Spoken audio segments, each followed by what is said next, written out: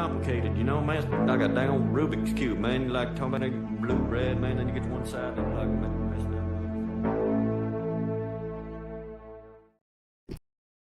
If you share my lack of faith in our health system, you should take control of your well-being. Building resilience and maintaining good health for the long term needs to be a priority. Axios Remote Fitness Coaching offers one-stop expert advice on training, diet, and lifestyle. You can purchase customized workout plans for strength training or structured exercise. If you're serious about maximizing your potential, you can book time with a coach or customize your routine and get video feedback on your performance. I know the owner, and he's one of us. Visit Axios and support those who support the show. Follow the link in the description to become a man of action with Axios. No one blames you for being weak, but it's your fault if you stay that way. All right, Auron Macintyre, welcome to the Jay Burden Show. How are you doing? Doing well. Thanks for having me, man. Yeah, I'm glad to have you on. I think like a lot of people, I've really gotten a lot from your work. You've been a significant influence on me, and so I'm happy to have a chance to speak with you. No, thanks. It's always great to hear. It's so weird that a couple of years ago with the COVID lockdown, I just started making YouTube videos. So I was so excited when I started because I got to talk to all kinds of people I had always wanted to talk to, like Charlemagne and Dave the Distributist and all these guys. So it's a very cool way to get to talk to and meet people that you've always found interesting. So I'm assuming that, most of my audience will be familiar with your work, but if you could just kind of briefly describe, who you are, what you do, and, your prime influences. Sure. Like I said, I've always been into politics. I studied politics in college. I was a political reporter, journalist for a while, and worked in politics a little bit. And then 2016 election happens. Things are really weird, don't make a lot of sense. And then like I said, COVID happens, and I'm like, okay, nothing learned about politics works. I need to understand this better. And so I started looking into a lot of the people that I talk about now, people like Curtis Yarvin, Nick Land, reading things by James Burnham and many of the Italian elite theorists and Oswald Spengler. And I just started recording videos about the different things I was learning about politics and that kind of thing, and took off, and that's where I am now. So one of the things that I've been kind of genuinely impressed in your work is the ability to kind of bring thinkers like Yarvin and Burnham, who are not especially readable, just in the sense that, like, I like Yarvin, but his writing is a little bit obtuse. It can be difficult to bring to a general audience, and kind of distilling that down to, the core important ideas. And you've also mentioned something a few times, which I quite like, which is this idea of you don't necessarily need to always be pushing further and further into more and more like esoteric territory. Like, just because you, as generic right-wing anon, have heard this before, doesn't mean that a wider audience has. So I'm curious, what do you see as your role when it comes to kind of popularizing these ideas? Like, why is that something that's important? Yeah, it's funny because I didn't really think of that as my role, but it certainly has become so, and I'm more than okay with it. It's something that I enjoy doing. I've just always liked talking about ideas. I've enjoyed teaching. I've enjoyed kind of explaining things to people and helping them kind of grasp the situation around them. And I came from that normie con talk radio background. I was just an average GOP. I was in college Republicans, like when I was in college. I was just very mainstream, normal Republican. And so I have so many friends and family and people around me who are just looking at what's going on and saying, I don't get it. They're sitting there with a tool bag that just does nothing. It has no effect on the world around them. It doesn't explain the events they're seeing. And I want to help those people out. I want them to have the tools necessary to grasp what's actually happening, because there's nothing more frustrating than sitting there thinking that you've been given an answer, it's been delivered to you, you're applying the only rubric to the events around you, and nothing's happening. It's incredibly frustrating, and it just destroys people's ability to kind of engage with this stuff. And so, like you said, we kind of in the online sphere a lot of times, people who have been, looking at kind of these more off the beaten path thinkers, we often say, oh, well, I get that. I totally understand that. I heard about that 5, 10, 15 years ago. I was reading UR when Yarvin was posting it as Moldbug.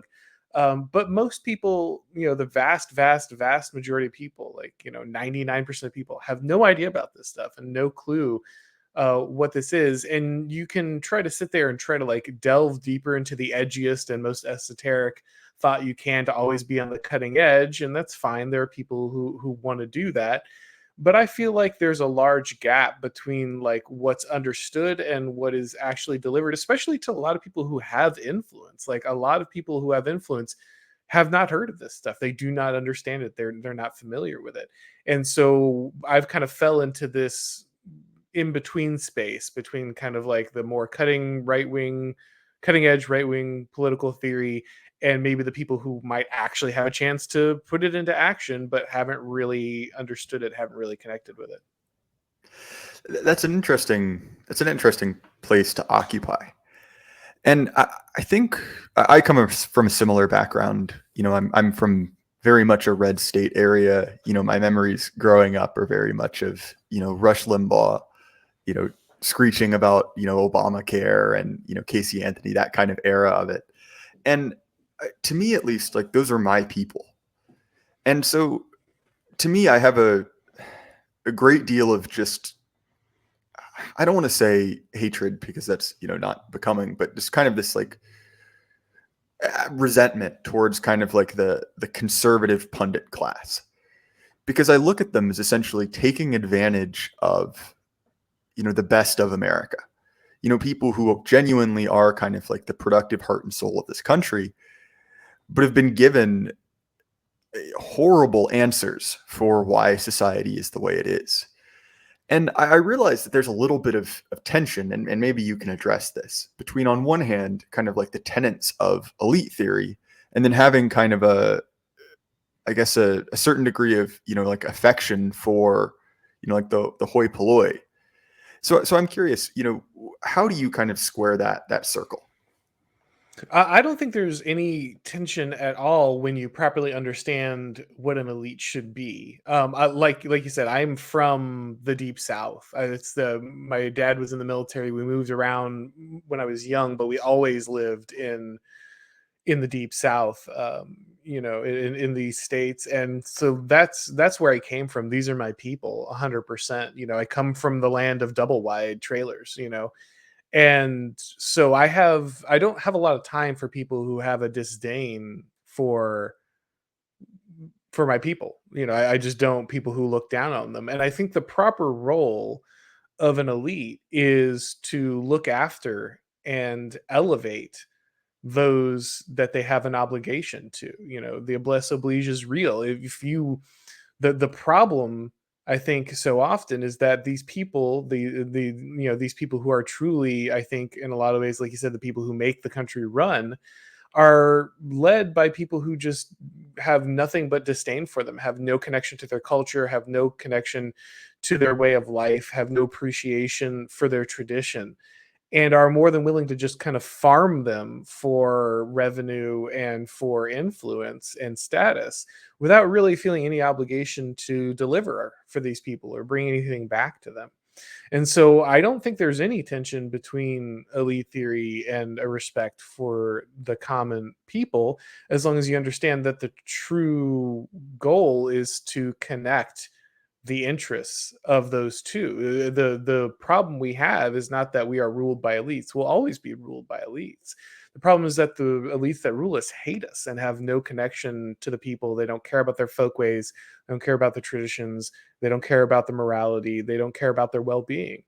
And the goal should not be to, side with one group or the other. The goal should be to align the interest of both, so that we actually live in a society where the elites benefit from a average person who also is benefiting from their rule.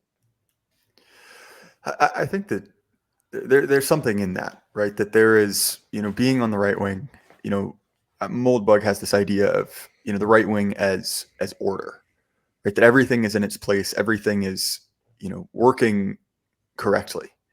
And again, I think that it's always difficult to kind of marry a lot of, shall we say, American founding myths, which in many ways are incredibly egalitarian, with a more, I guess, shall we say, like traditional understanding of, the social order.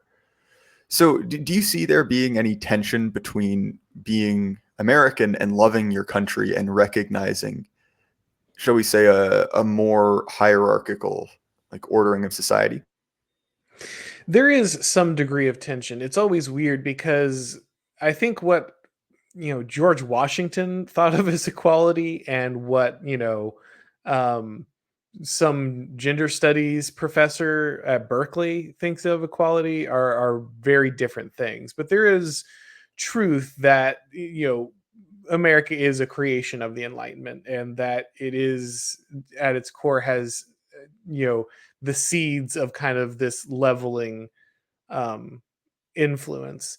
But I don't think any of the founders, or at least most of the founders, would have thought that it would go this direction. Like if you showed them kind of where you're at, I think they'd be horrified. So there is some level of tension there, but I also don't think they're completely unmarried. I mean, if you read the Federalist Papers, the founders are worried about democracy. Like they do warn against the influence of the masses and the expansion of the franchise too far, and all kinds of things. They weren't the radical of egalitarians. They weren't the radical egalitarians of today, but they were of their time, to be fair. And so there is something to be said about having been able to predict where that was eventually going to go, but very, very difficult probably to do that hundreds of years in the past.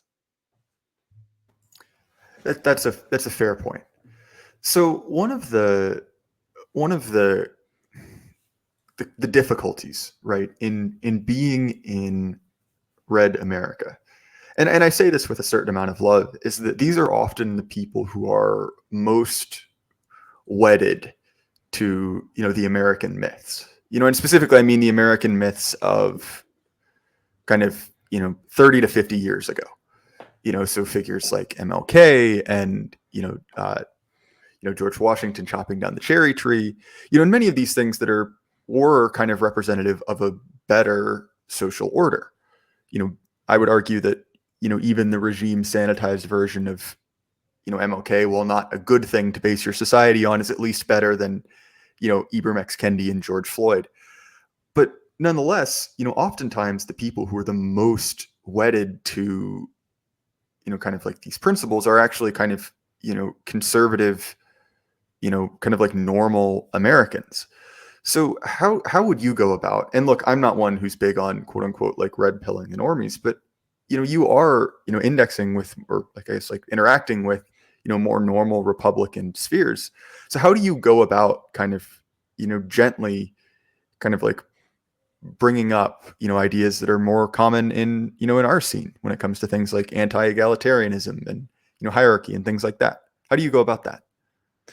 So my experience has been that if you have the right ant smell, then people will listen to what you have to say. So like you can say something that's really, really cutting about America, or it's some American myth or some kind of founding myth.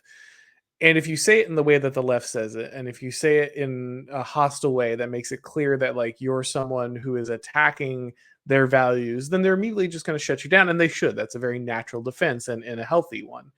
But if you're someone who very clearly like shares their interest and shares their background and shares their values on a wide variety of things, then you'll be amazed how open people will be to a lot of this stuff, because it's not that people are stupid. Like they can tell something's wrong. They can tell the formula that they've been handed doesn't work. Like I said, I see it all the time. Like my friends, my family, the people around me who I care about are just sitting there with this tool bag and they're saying it cannot fix the problem in front of me. I don't understand.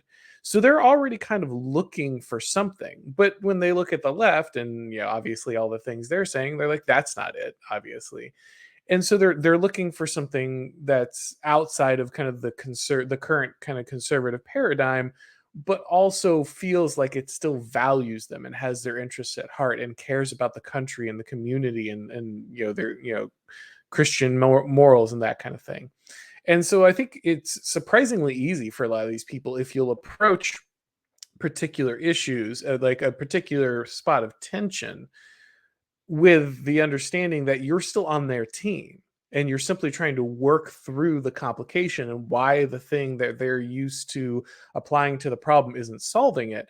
You'll get an amazing response over time, and that really has been my experience. People who I otherwise would have just, like you said, issued every Rush Limbaugh platitude automatically, respond pretty positively when they know that you're just trying to work with them towards solving a problem that they already knew was broken and they couldn't fix.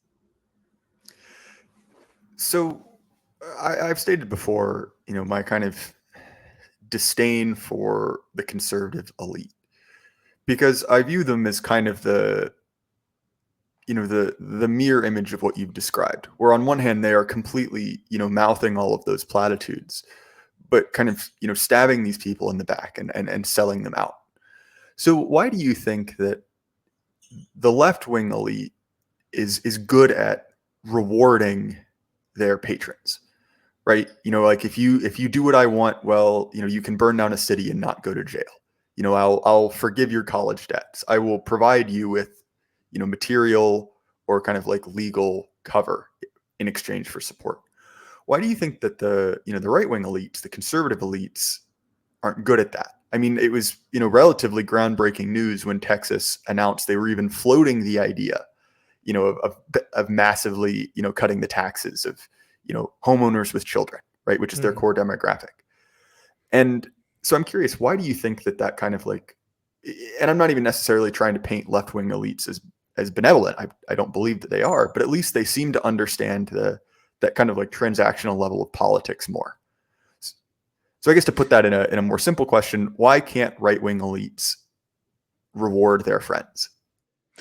They can't reward their friends for a couple of reasons. One is their ideology is directly assembled against it, right? Small government conservatism, the government doesn't get involved.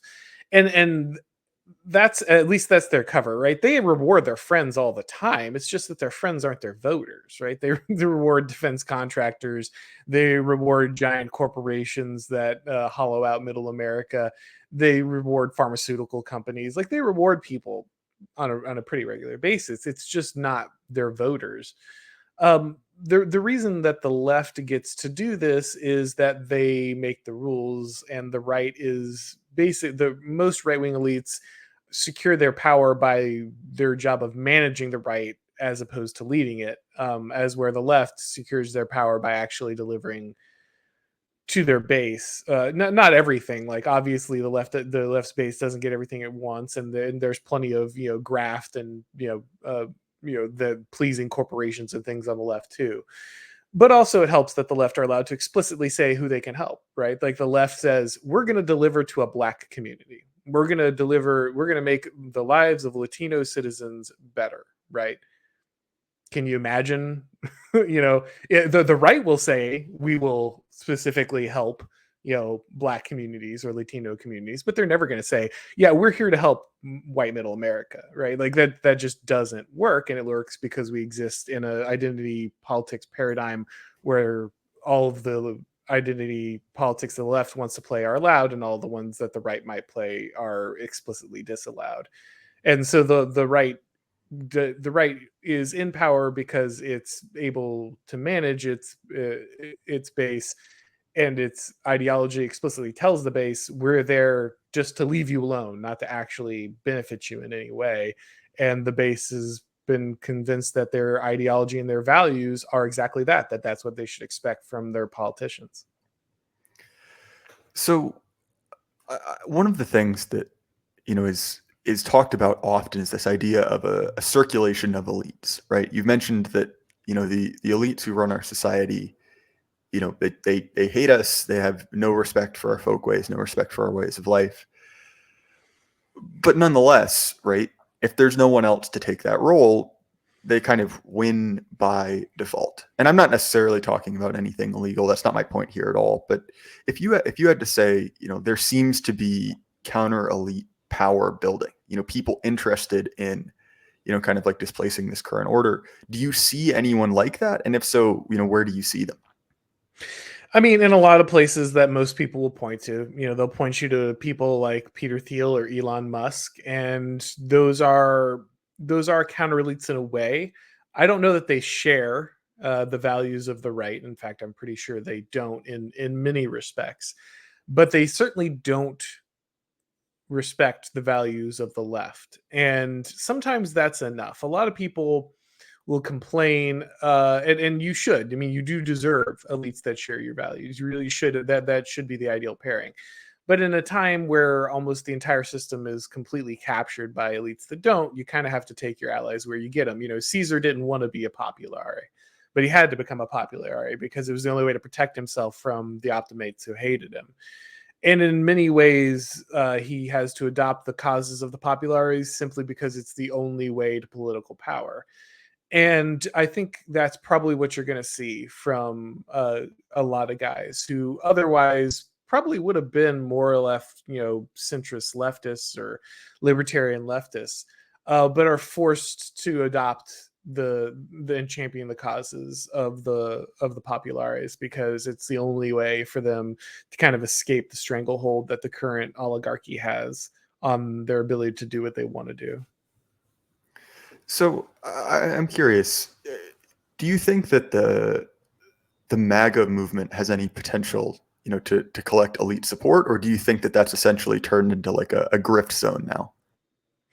Well, there's always the danger of everything becoming the grift zone, right? It's the same thing that happened with the Tea Party. It's certainly happened to a good extent with the MAGA movement at this point. There's always the opportunity for someone to move in and, start selling merchandise and, promising people stuff that they have no political interest in delivering. I mean, there's just no way to avoid that.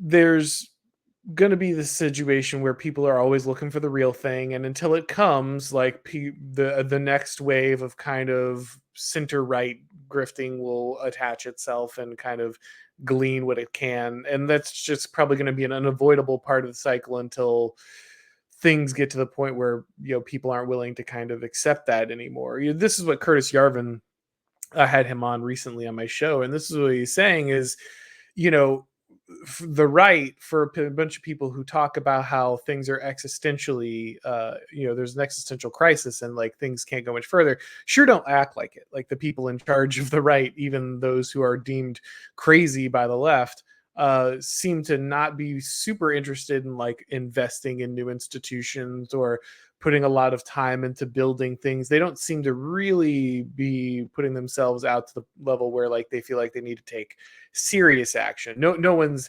vesting their entire fortune, into some kind of foundation that will do nothing but fun right-wing causes for, in perpetuity. It's just not happening yet. And so the MAGA movement is probably a step in the right direction, and there's some legacy there. I think Trump did kick in the door on certain issues, and he should get credit for that. But I think you'll get another iteration. There'll be something else. It's your MAGA movement is probably going to go the way of the Tea Party. Yeah, I feel similarly on that. I have very strong memories because even though I'm a younger guy, I have very strong memories of the Tea Party. A lot of my, older friends were very much involved in it. It was very much kind of like in the air. And then it seemed to almost evaporate, into thin air. And all of the people who were, hardcore Tea Party candidates, 3 or 4 years down the line have essentially, morphed into kind of like other versions of George Bush, right? Like the swamp ate them. They didn't clear out the swamp. And it is an interesting thing to notice because there's almost a certain degree to which, like, obviously there is a party of power in DC. The Democrats are kind of the default winners of DC politics. But at all the same, there is kind of a way that politics has kind of an ideology all its own, and politics kind of, I don't know, takes in these young ideological people and like chews them up. So one of the things, and I'm not big into kind of, and this was much more of a thing 2 or 3 years ago, but like AOC rage, like she basically exists just to make, like a certain number of people very angry on the internet. But I am kind of, in a weird way, there's some kind of schadenfreude of watching her get turned into a swamp creature, like watching her get turned into literally a young Nancy Pelosi, based on voting record and all that. And so there is something to the fact that just like there is an incredible amount of, I guess, like institutional momentum in the halls of power, so to speak. Yeah, the great thing about kind of how this works is institutional capture is just always going to get you when you're working completely inside the system. And the saying is that all politics is the art of the possible, and that means that politics is always about moderating you back to capture by the system. Because if you're working with what's possible, if you're working within the guidelines, if you're doing what will allow you to move the football 1 inch at a time, then you'll end up always kind of just realizing that all of the systems that are already there and that are already placed and already in power are the ones that you need to serve to even get anything done. And that's why again, like it's really important for someone to come out. This is where Trump failed. This is where I feel like for all the good parts of like guys like DeSantis and Rufo, I think this is where they're going to fail too. They won't just say the system is broken and you can't fix it the way it is. They won't do it. They demand that everything stays inside the carefully drawn lines, and they're going to continue to play by those rules. And as long as that's the case, you're just always going to see. Just look at like Bernie Sanders. This guy is supposed to be like the farthest left thing. Russell Brand was on Bill Maher last weekend, and he gives this big speech about we've got to get money out of politics, and we've got to blah, blah, blah, blah, and we've got to rise up, and you got to do this. And then what does he do? He immediately pivots and it's like, you got to support people like Bernie Sanders, the guy who got cheated out of a win. Like literally democracy was subverted. Like literally, like for all this talk about democracy being subverted, we actually know the facts are that the DNC rigged the primary against Bernie Sanders. And what's Bernie Sanders' response? I'm going to just send all my supporters money to the DNC to fund the people who who rigged this election against me.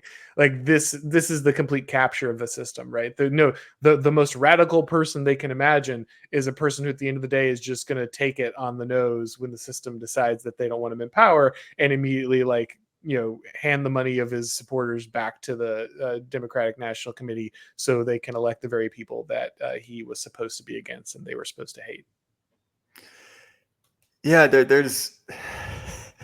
is some kind of, and maybe this is not a particularly like flattering idea, but it's like as much as the regime has like hollowed out our symbols, and used them like a skin suit, to borrow a phrase I think you've used before, but it has done that to our enemies so much worse.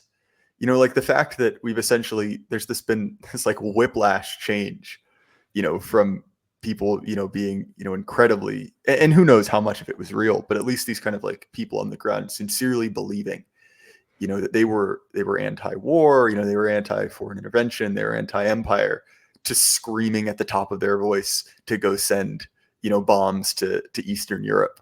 I think is, on one hand, it's horrible, and on the other hand, it's a little bit darkly funny. But I want to go back to what you said about DeSantis, because you at least intimated that DeSantis is not Caesar. He's not the guy. And part of that is that you said that he is still working within the system. So if you could you provide kind of specific examples for why DeSantis is like that? And when do you think that kind of DeSantis 2.0, do you think that that's, a realistic possibility soon, or is that just a someday maybe type of thing? Yeah, I always get I always manage to make everyone angry because I always say I like DeSantis. I think DeSantis is a good governor. I think he's doing the most with what he can and with his political ambitions and where he wants to be.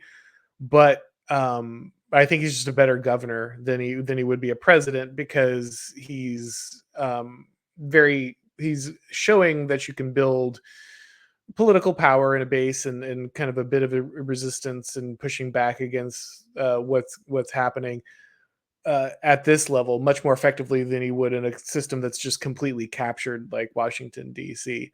I think that DeSantis is going to work inside the system because he's still very careful. Everything is still very, for instance, like when he pushes his anti-grooming bill in Florida, when the parental rights and child protection act, or whatever it was called, he stops it at third grade. Right now, he does that because it's what's politically feasible and what's entirely defensible. And so, in some ways, that's a very smart move if you want to move the football 3 yards. It's a great way to put down like a really basic drive, but it's not a good way to actually like just be like, we shouldn't be playing this game anymore. And I think that's kind of his general approach. He's in a lot of ways he's the very personification of what a lot of very serious political operators on the right want. The guys who are seriously tired of the Bush stuff. Like, they really are. They're believe it or not, I know everyone's like, everyone on the right is a grifter and everyone is a liar and everyone is but there is a real hunger for a decent percentage of kind of conservative leadership that wants change, to see somebody like DeSantis, who is capable of doing a lot of things that Trump promised to do, but do them like very optically and like get the policy done. Right. And that's their focus with the DeSantis, is like, get the policy done. And I would like to see the policy done, to be fair. Like, I live in Florida. I live under the beneficence of King DeSantis, and I lived a much better life than a lot of people during COVID because of it. So I'm on board with that. But they don't understand is that the problem isn't policy. The problem is not that if you just advance this policy issue, you'll turn things around. The problem is that the system is fundamentally broken and captured, and you can't actually win the game the way it's going now. And so I think they want DeSantis to be the very best guy he can be in the box, and I think he is. He probably is the very best guy you can be in the box.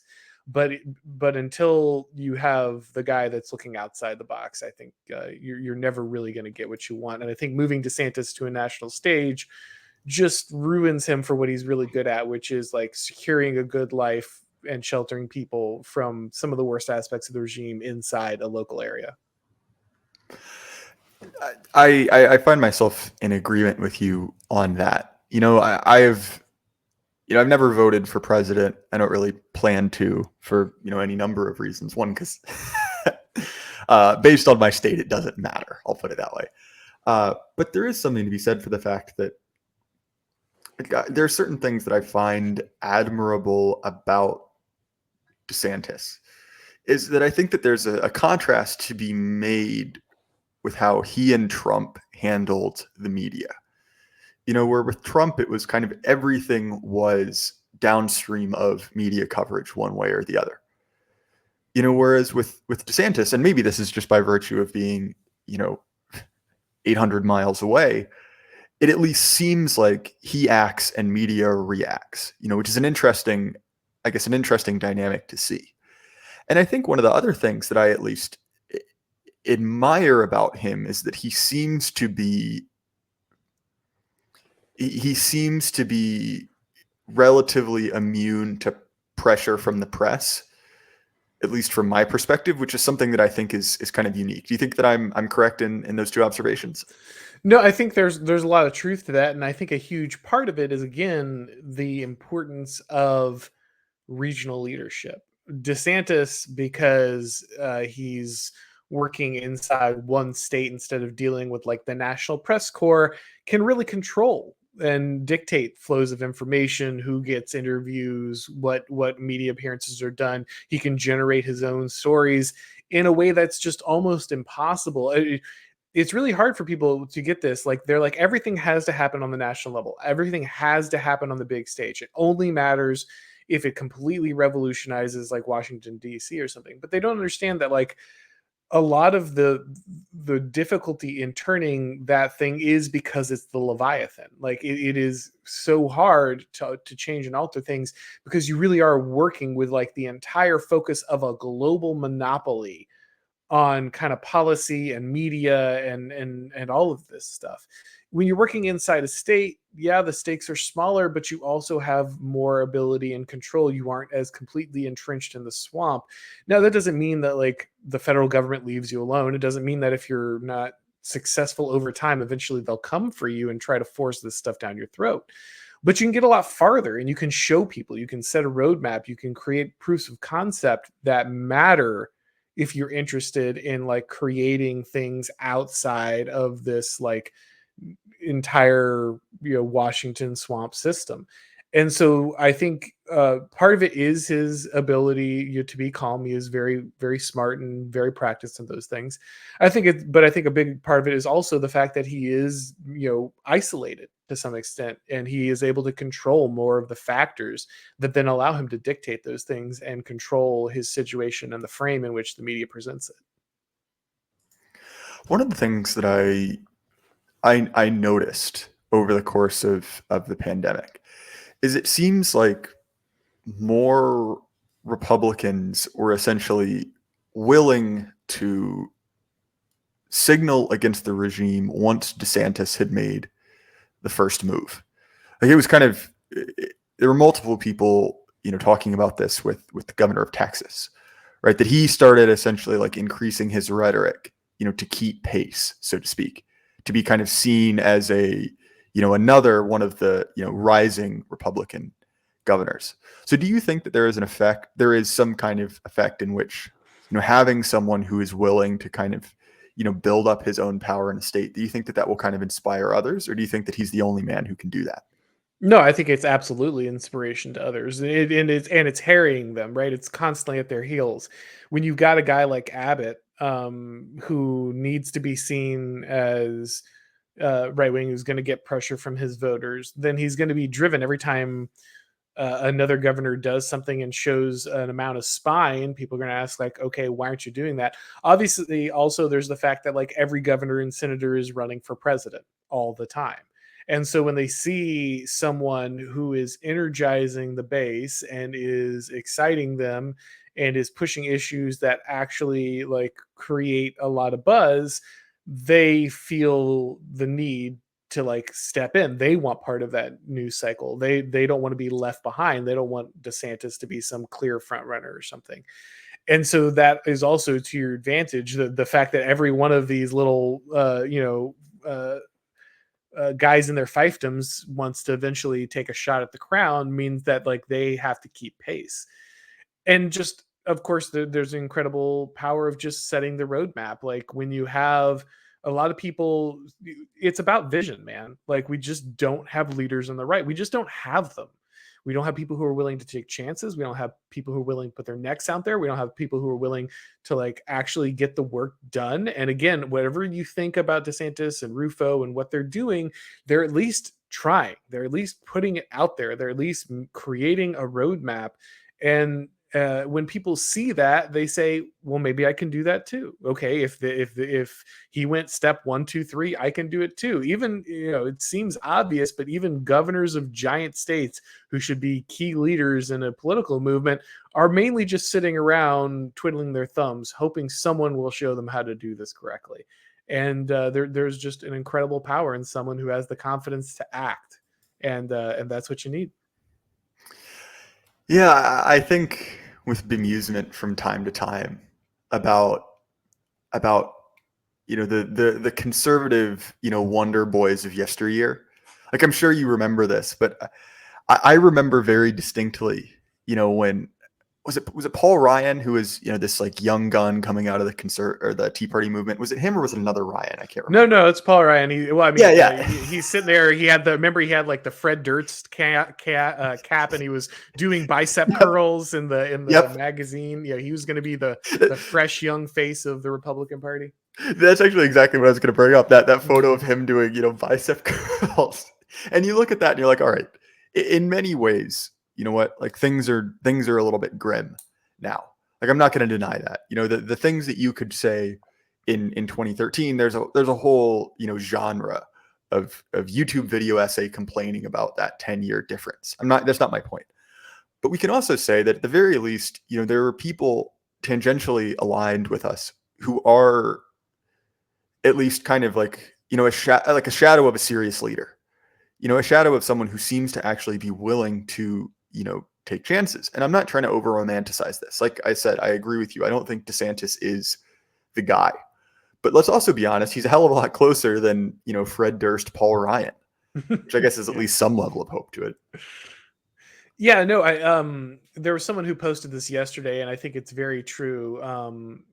He said, you know, let's just take a moment and appreciate the fact that whether you're Team DeSantis or Team Trump, the most vibrant discussion on the right right now is who is more nationalist, who is more pro border control, who is more anti, eternal war, neocon security state, foreign intervention. Like who is for more protection of American workers. Say what you want about how honest these guys are, how sincere they are, their ability to do it, but just the fact that that is the shift in the conversation, that like Nikki Haley gets laughed out of the room with her DEI girl boss conservatism, and the real debate is over like who's going to keep us out of war in Ukraine, and who's going to close the border, and who's going to make sure that we are putting the interests of the American people before the interests of whatever corporation that's looking to ship the next factory full of people overseas. Like that's the conversation we're having, and whether that yields specific fruit or not, that simple shift should be heartening in and of itself. So we spoke about this at the beginning of the recording, right? Talking about kind of bringing ideas from our sphere to kind of like the broader, you know, American right. So how do you think that, you know, ideas that, you know, you've popularized, how do you think those would be helpful for kind of a, you know, a rising right-wing leader? Well, I mean, there's a lot that I think. Obviously, I mean, most of our most of the ideas in this sphere are incredibly helpful for understanding just basic things like power. You need to acquire power. You don't need to be afraid of it. You need to be willing to step in and say there is no such thing as a neutral institution, that we need to have a positive vision to replace the current vision of the left, and that's simply stripping out CRT or, you know, gender theory or whatever newest leftist brainworm is not sufficient, because if you don't inculcate your own values into these institutions and to the masses through them, then you will simply leave them as ideological prey for the next left wing thing. Like these are just very things that seem very basic to us, but are very revelatory. You know, the need to build institutions. I can't tell you how many people who are relatively high up in conservative circles and are, have large audiences will just be like, just tell me, hey, we just need to have everyone speak the truth.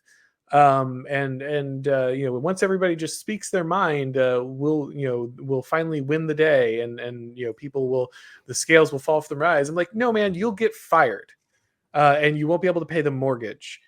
These people don't make money off their opinions. They make money off of filing reports and doing spreadsheets and, selling real estate. And so you need a network of institutions that allow them to create a parallel economy and find work if you want them to speak your mind. You can't just say, like, go out there and tell the truth and then just get burned alive, by the media, and we'll sit back and keep cheering on Bill Maher or whatever. Like, you have to actually take action and build things if you want these people to actually do this stuff, like basic stuff like that. It seems very obvious to us, but it's really not. And you got to say it to these people over and over again. I think one of the things that, if I can criticize our spheres for, is that it's incredibly easy to kind of forget where you came from. To assume, well, I've been a based right wing, Evolian internet groyping bodybuilder for 2 years. Therefore it's so obvious to everyone else. Mhm. because I remember very distinctly the feeling of red America during the Obama era. And it was incredibly hopeless. It just seemed like we'll never win anything again. And I'm not a Trump fan. I'll be honest. I didn't vote for Trump. I'm not, necessarily opposed to him on some kind of moral level. I just didn't think he was a particularly, effective leader. But what he did do is he let the right taste what it felt like to win again. And even if it wasn't the most, I guess, like long-standing win, I think there were a lot of people who kind of forgot that they could win, that forgot that they could actually expect, some type of, even just like a dog whistle, some kind of anything at all from their elected officials. And I think that, I kind of see, Trump is a little bit of a, past his prime. I see the MAGA movement as kind of past their prime as well. But when I look at the base, it's not perfect. It's not ideal. It's not exactly what we'd want, but it's much, much better than it was, 10, 15 years ago. And again, I'm not a populist. I'm not someone who thinks that we, like we get 50 plus 1% and then we live in based world. But I think that if we're going to look at things realistically, some of that is depressing. Some of that is realizing that, the security state and that apparatus has been turned on rural America. The biosecurity state, combining kind of, big pharma and, this surveillance apparatus is already built, or at least being built. Like, those are all bad things. Those are grim. But on the other hand, we have to admit, and this is something that, Thomas 777 says all the time, that like, look, like there are more people in this thing than there ever have been. And not necessarily in the sense that we will win popular victories, but if you are looking for, competent, capable people, well, how else are you going to do that than by essentially like sifting through, a large number? At least that's kind of my perspective on the issue. No, that's exactly right. I mean, there is this analysis paralysis that can take over. And, as somebody who does a lot of Machiavellian political theory, it's really easy to just go complete doomerism and say, nothing can happen. Power is total. Nothing can win. They have all the exits are covered. So the only thing you can do is just kind of sit around and wait for the whole thing to fall apart. But I think that's wrong. I think that there are gains made. I think there are victories secured, even if they're small. And it's a mistake to sit there and look at every single time that someone, gets something and say, oh, well, it's insufficient. It didn't completely change the system. So it's just not enough. Like you said, there are so many more people, and I run into them all the time in my personal life and in what I'm doing professionally now, who would have just never listened to anybody from our spheres 3 years ago, much less 10 years ago. And now they're pretty familiar. Look at how many people in the mainstream right now call it the regime. That's just a completely normal talking point for everyone at this point. I'm not saying that's in and of itself some huge victory, but it's having an impact. These, Curtis Yarvin is on Tucker Carlson. Who are we kidding at this point? This is not some niche internet space anymore. Like, this is making contact with reality. And that could be scary for people because, like, now the thing that was like a game is real. But it is. So here you are. Did you mean any of it, or was it all just you twiddling thumbs online? And so I mean, you have, like I said, you have to sift, even though neither of us are populists and neither of us think like you convince the masses, you get 51%, you flip the switch, and all of a sudden based America rises or anything. But if you're going to sift the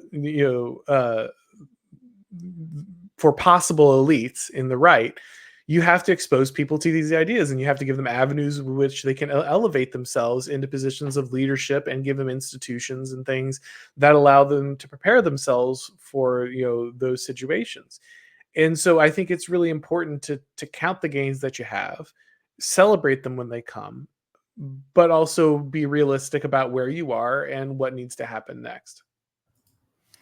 So we're kind of coming up on time. So I'm going to ask, one last question as we, start to wrap this up. But if you had to say, what are the spaces to watch?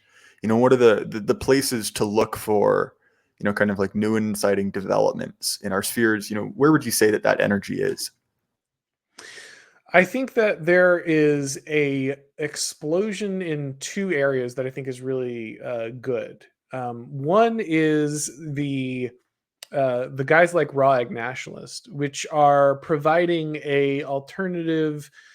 They're looking at lifestyle, and they're looking at aesthetics, and that's really important because it gives people a vision and a way to separate themselves and something that they feel is like true and beautiful and they can pursue, that isn't wholly political.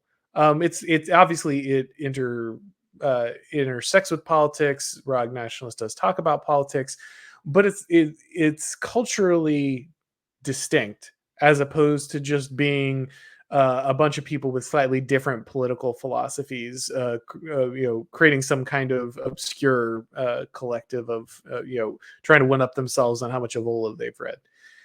The other thing that I think is really encouraging is a lot of fraternal orders or organizations that connect people to to find people of like values, to celebrate traditions that have otherwise been pushed outside of kind of our current institutions, and to connect with, again, those important things like being able to find employment opportunities and opportunities to mentor, opportunities to build a counter elite, opportunities to train people to have those skill sets that allow them to take leadership opportunities when they're available.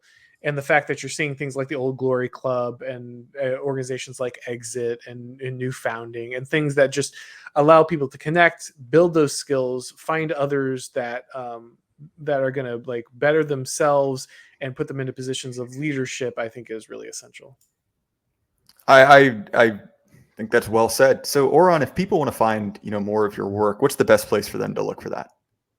All the usual places. I've got, of course, the YouTube channel, Rumble, and Odyssey if you want to do the alt tech platforms.